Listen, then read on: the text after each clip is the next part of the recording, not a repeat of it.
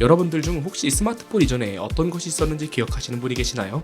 이거 말고요. 이거 알면 정말 말 그대로 틀딱이라고 할 수 있네. 맞습니다. 그때는 피처폰이라고 불리는 핸드폰이 있었죠. 당시에는 그 작은 핸드폰으로 게임을 할 수 있었다는 것 자체로 너무 신기함을 느꼈던 추억이 있는 피처폰. 그런데 당시 출시된 모든 피처폰에는 피처폰 세대들이라면 모두가 아는 지옥행 열차가 있었으니 바로 흔히 네이트 버튼이라고 불리는 무선 인터넷 연결 버튼이었습니다. 당시에는 지금처럼 와이파이와 같이 무료로 이용할 수 있는 무선 인터넷의 보급이 거의 없었던 시절로 핸드폰 이용자들은 대부분 문자와 전화 정도만으로 통신을 이용했지만 당시에도 핸드폰을 통해 인터넷을 사용할 수 있는 방법이 없지는 않았습니다. 그것은 바로 2G 데이터의 사용으로 지금은 대부분 5G를 쓰고 있는 상황이라 2G라는 글자만 봐도 이게 구시대 유물처럼 느껴질 수 있는데 당시만 해도 2G 인터넷은 거의 유일한 핸드폰 무선 인터넷 기술이었고 그렇기에 사용료 역시 굉장히 비쌌습니다. 물론 당시에도 최대 100메가에 달하는 초고속 인터넷이 전국에 보급되어 있던 상황이긴 했지만 이는 유선 인터넷의 경우였고 2G를 사용해 들고 다니면서 인터넷을 할 수 있다는 것은 가히 혁명에 가까운 느낌이었지요. 하지만 당시에는 통신사들이 2G 인터넷망 설치를 위해 들인 투자 비용을 회수하기 위해 통신 요금을 아주 말도 안 되는 수준으로 책정하였고 여기와 더불어 지금까지 이어져고 있는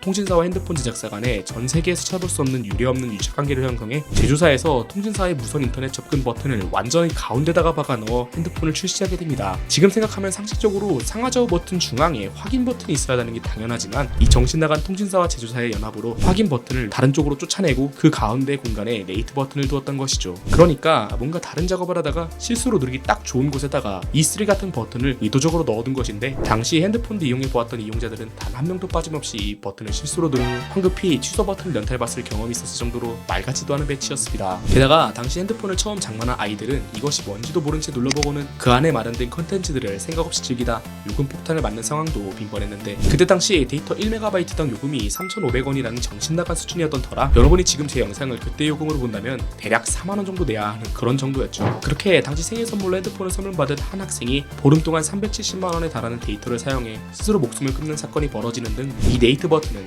지난 대한민국의 무선 인터넷 서비스 역사상 가장 쓰레기 같고 최악의 흑수로 남아 많은 사람들에게 악몽의 기억으로 자리 잡게 됩니다. 저 코드 덕도 당시 핸드폰을 처음 마련하고 생각 없이 쓰다가 부모님한테 맞았던 기억이 있으며 그때 당시 한 10만원 정도의 요금을 사용했었고 제 친구들도 대부분 이런 경험이 있었을 정도로 피처폰 세대라면 기억할 통신사의 쓰레기 같은 만행 중 하나였습니다. 물론 제가 10만원을 썼기 때문에 쓰레기 같다고 하는 거는 맞습니다.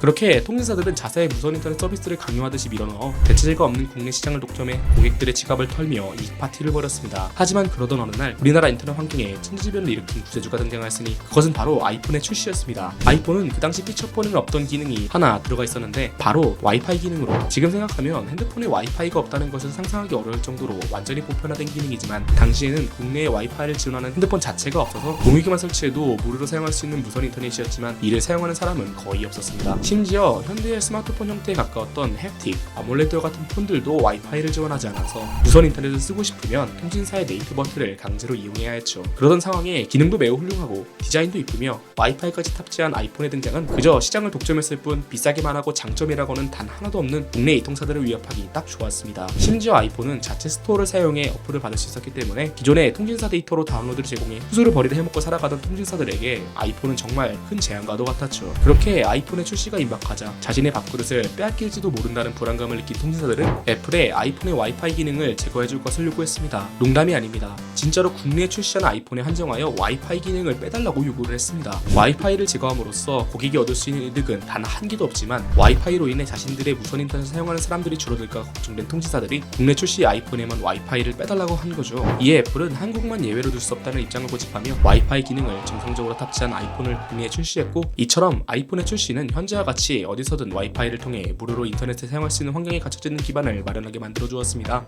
아이폰의 출시 이후 국내 핸드폰들도 점차 와이파이 기능을 탑재하여 나온 걸 보면 아이폰이 없었다면 우리는 아직도 통신사의 개비싼 무선 인터넷 서비스를 사용했을지도.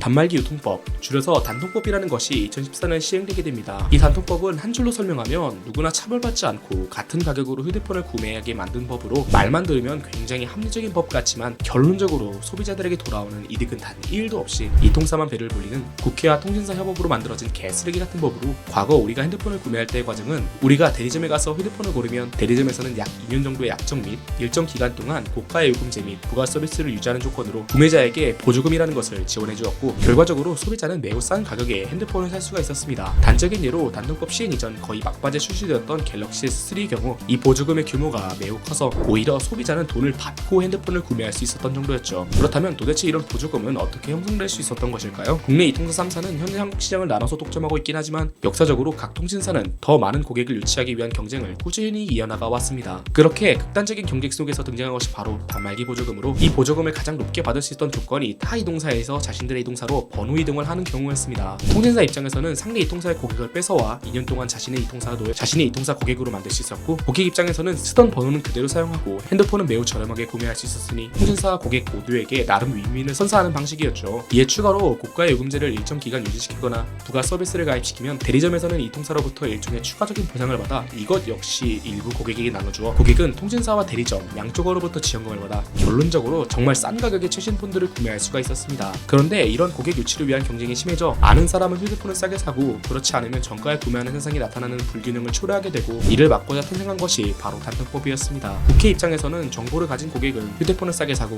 그렇지 않으면 호구를 맞는 것을 방지한다라는 입장이었는데, 애초에 이 단말기 보조금이라는 것도 고객 유치를 위해 이통사가 만들어내놓고 막상 부작용이 발생하니 이걸 법으로 제한하겠다는 게 결국 이 단통법으로 인해 단말기 보조금의 상한선이 정해지게 바뀌어 모두가 공평하게 휴대폰을 비싸게 사는 현재의 상황이 마련되어 버렸습니다. 단통법이 시행되고 이거 이통사만 배불리는 법이 아니냐는 항의가 빗발치자 여기서 나온 가장 유명한 짤이 있는데, 할 말은 많지만 하진 않겠습니다.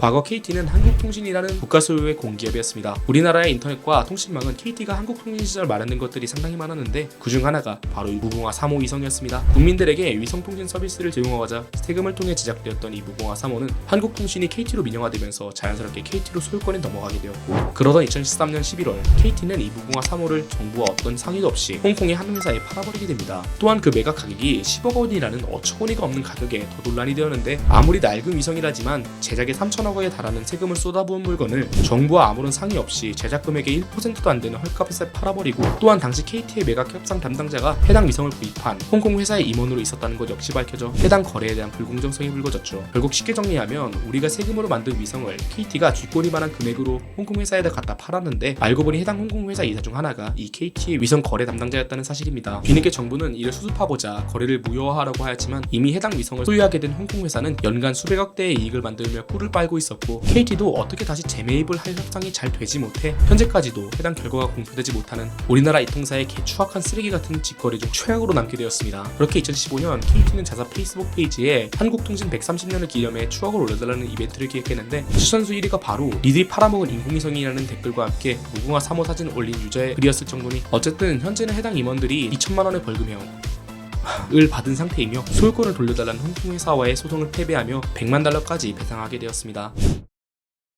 지난 영상에서도 소개했듯 국내 통신사들은 콘텐츠 제공 기업들에게 데이터를 사용한 대가로 망 사용료를 받아챙겼습니다. 근데 이 수준이 도를 넘는 수준이라 국내에 진출한 아마존이라는 든든한 모회사가 있는 트위치 코리아조차 한국 서비스 품질을 대폭 낮춰 스트리머들이 갈 곳을 잃어버리기까지 되었는데요. 이는 현재 진행형으로 우리가 현재 시청하는 유튜브에까지 영향이 갈 가능성이 생길 정도로 쓰레기 같은 법안 중에 하나입니다. 지난번 단통법이 체결될 때도 통신사는 국회와 함께 법안을 통과시켜 소비자만 피해를 봤는데, 이번 망 사용료 법안 역시 국회와 합심에 통과시켜 국내 콘텐츠 시장을 망가뜨리려고 하고 있습니다. 심지어 이제 우리도 반대로 미국에 망사용료를 내야 할 처지가 될 수도 있죠. 너 이거 받겠다고? 그럼 너희도 내 하는 식이죠. 우리는 지난 시간 동안 통신사의 이득이 고객의 요금 절감이나 직접적인 이득으로 돌아오지 않았다는 것을 몇 번이나 경험했습니다. 그렇지만 트위치의 화질 저하를 겪으며 콘텐츠 제공 업체의 손해가 우리들의 직접적인 피해를 준다는 것은 알게 되었습니다. 미국 회사를 옹호하는 것도 아니고 통신사를 까기 위한 영상도 아닙니다. 그냥 우리 사용자가 피해를 안 봤으면 좋겠습니다. 단통법이든 망사용료든 통과되면 우리 이용 고객이 피해를 보는 건 너무나 명확합니다. 우리 모두가 피해를 보지 않는 인터넷 환경을 경험하길 바라며 영상 마치도록 하겠습니다. 정체 모르고 따라하는데 관심 있으시다면 후다닥 채널 좋아요와 구독하기